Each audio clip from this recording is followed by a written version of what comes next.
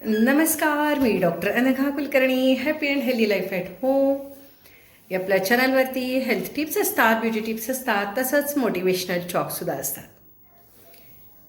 काही नवनवीन विषय माझ्या डोळ्यासमोर जेव्हा येत असतात तेव्हा मला असं वाटतं की त्याबद्दल मी बोलावं आणि तुम्ही पण तुमच्या ग्रुप्समध्ये त्यावरती चर्चा करावी. आपल्याला बऱ्याच वेळेला असं वाटत असतं की आजकालचे सण वार हे जे आहेत ते कमी कमी होत चाललेलं आहे. आपण आपली संस्कृती विसरत चाललेलो आहोत असं आपल्याला बऱ्याच वेळेला वाटतं. आपण विसरत चाललेलं नाही आहेत, तर ते बदल होत चाललेले आहेत. काही बदल चांगले आहेत आणि काही बदल वाईट आहेत. चांगले बदल कुठले आहेत ते मी आधी सांगते. आता तुम्हाला माहिती आहे की पूर्वी पार्ट्या व्हायच्या,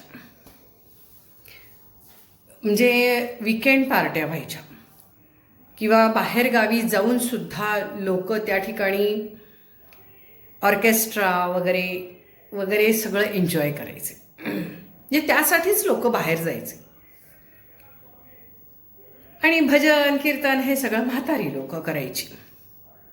आणि मधला जो ग्रुप आहे किंवा वयोग्रुप आहे ते आपलं धड ना इकडं ना तिकडं, आम्ही धड पुढारलेले नाही आहे, आम्ही धड ओल्ड फॅशन्ड नाही आहे, असं सगळं दाखवण्यामध्ये यांचा वेळ जायचा. म्हणजे आमच्या आधीची पिढी, म्हणजे साधारणतः 60च्या आधीची लोक. आणि 60 नंतर त्यांच्या लक्षात येतं सगळ्यांच्याच की एक 4-5 वर्ष लोक प्रयत्न करतात की आम्ही अजूनही म्हातारे झालेलं नाही, अजून आमचं वय झालेलं नाही असं म्हणण्याचा प्रयत्न करतात.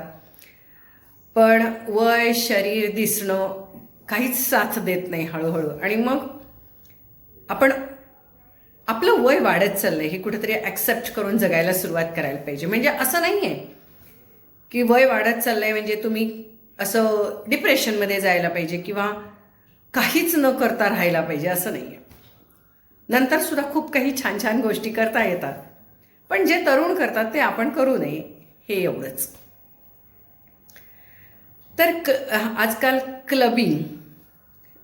क्लब्स म्हटलं की आपल्याला माहीत आहे की पब्स, पार्ट्या वगैरे वगैरे, डान्स, इतर सगळ्या गोष्टी त्याच्यामध्ये, चुकीच्या व्यसनं वगैरे, ह्या सगळ्या गोष्टी आपण पार्टीना म्हणतो. पण अलीकडे एक बदलत चाललेला ट्रेंड आहे ते म्हणजे भजन क्लबिंग चालू झालेलं आहे. म्हणजे जुनी गाणी, सुंदर सुंदर अर्थाची गाणी, भजनं, छान छान भजनं, याच्यासाठी असे स्टेडियममध्ये, मोठ्या मोठ्या हॉलमध्ये तरुण मुलं ही भजनं, ही गाणी म्हणतायत आणि त्यांच्या समोर असा प्रचंड मोठा एक तरुण वर्ग तल्लीन होऊन गातोय.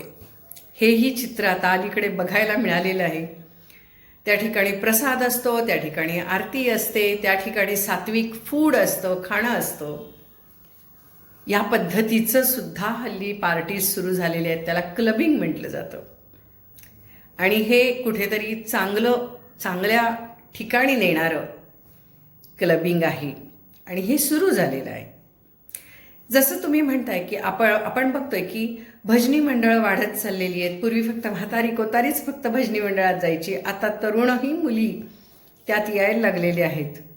कारण भजन म्हणजे नुसतंच भजन आणि भक्ती नाही, तर त्यासोबत एकत्र येणं, त्यामधनं भक्तिपूर्ण असणारी गाणी म्हणणं, हे एक मोटिवेशनल आहे. मला आज बोलता येत नाही कारण हा आवाज बसलेला आहे. तर हा एक चांगला बदल आपल्याला दिसतोय. काही वाईट बदलही आहेत.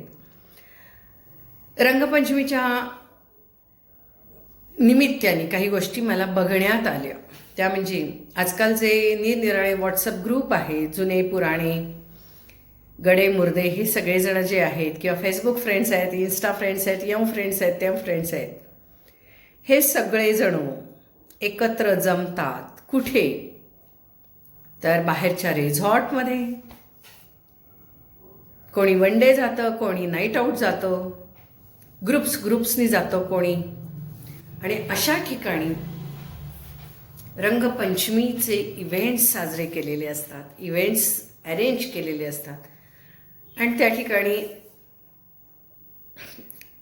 बिनधास्तपणे रंग खेळले जातात. त्या ठिकाणी सगळीच सोय असते. अगदी ज्या ठिकाणी समुद्र आहे अशा ठिकाणीही या गोष्टी केलेल्या आहेत आता, अरेंज रंगपंचमी वगैरे. काही रिसॉर्टनी तर मुद्दाम अशा गोष्टी जाहिरात करून त्या ठिकाणी हा इव्हेंट दिलेला आहे. हवं असल्यास त्या ठिकाणी तुम्ही ओळखीच्यांबरोबर खेळू शकता, अनोळखींबरोबर खेळू शकता. मग त्या ठिकाणी रंगपंचमी म्हटलं की रंगपंचमी आली, भांग आली, सगळंच आलं त्या ठिकाणी.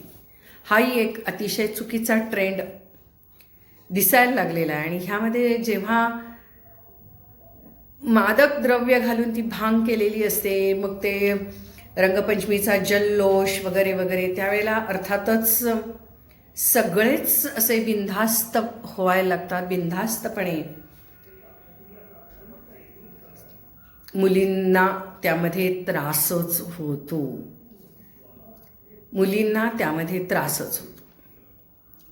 असं वाटतं की आपण सेफ आपल्या मित्रांच्या सोबत गेलेलो आहोत, आपल्या ग्रुपनी आपण गेलेलो आहोत, परंतु त्या ठिकाणी सगळेच रंगांच्या आवरणाखाली असतात. कोण ओळखीचं कोण अनोळखी याच्या पलीकडे सगळे गेलेले असतात आणि त्यामध्ये मुलींना त्रासच होतो. त्यामुळे मुलींनीच समजून घ्यायला पाहिजे आपण कसं जावं कसं नाही. काही ठिकाणी मुलीसुद्धा अशा रिसॉर्टवर जातात, वेडवाकडं कपडे घालून डान्स करतात. इतर सगळ्या गोष्टी ज्या रंगपंचमीला केल्या जातात त्या सगळ्या गोष्टी त्या ठिकाणी केल्या जातात. हाही एक नवीन ट्रेंड यायला लागलेला आहे. रंगपंचमीच्या निमित्ताने बाहेर जायचं, ट्रिपला जायचं, रिसॉर्टला जायचं, निवांत निर्जन स्थळी जायचं ज्या ठिकाणी पाणी भरपूर असेल आणि या ठिकाणी हे सण साजरे करायचे. हा एक नवीन ट्रेंड आलेला आहे.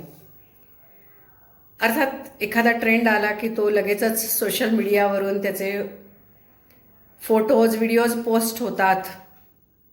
चांगलं काय आहे याच्यापेक्षाही त्यामधल्या ज्या वाईट गोष्टी असतात सगळ्या त्या बऱ्या वाटायला लागतात.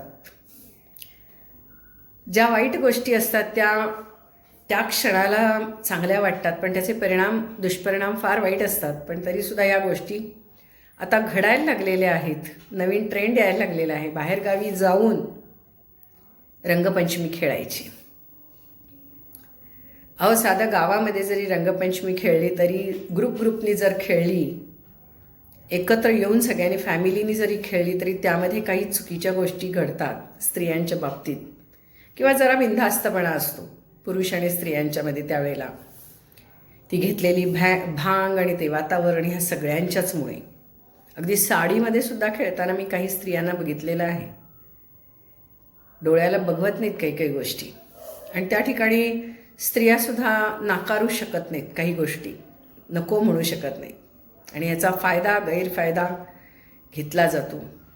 सण साजरे करायची ही पद्धत चांगली का वाईट हे प्रत्येकानं ठरवावं. पण जेव्हा एखादी गोष्ट दुर्घटना घडेल तेव्हा त्यामध्ये एखाद्या मुलीचाच बळी जाणार आहे, तेव्हा मुलींनीच ठरवलं पाहिजे आपण काय करायचं आणि काय करायचं नाही. मुलं करतात म्हणून आपणही या सर्व गोष्टी केल्याच पाहिजेत. हा जो अट्टाहास आहे, असलेला पैसा, स्वातंत्र्य, घरापासून दूर असतात, आणि मग त्यामुळे या गोष्टी मुलींच्याकडनं घडतात. अतिशय अश्लील पद्धतीने रंगपंचमी साजरी होतीये अलीकडे, आणि हे युग आहे ते सोशल मीडियाचं आहे. म्हणजे आपण करणारी प्रत्येक गोष्ट ही दाखवलीच पाहिजे इतरांना, आणि ते दाखवतात त्यामुळे असं वाटलं की काही घडणारे जे बदल आहेत, काही चांगले आहेत, काही वाईट आहेत. आणि हे असे वाईट जे आहेत ते स्वतःहूनच मुली खड्ड्यात पडतायत असं मला वाटलं. आर्थिक स्वातंत्र्य, पुन्हा वेगळ्या राहत असतात फॅमिलीपासून, त्यामुळे विचारणारं कोण नाही, कुठं चाललीस, काय चाललीस, कोण नाही. पण जेव्हा एखादी दुर्घटना घडेल तेव्हाच घरातल्या पालकांना कळणार काय झालं ते. विचार करण्यासारखं आहे नाही काही.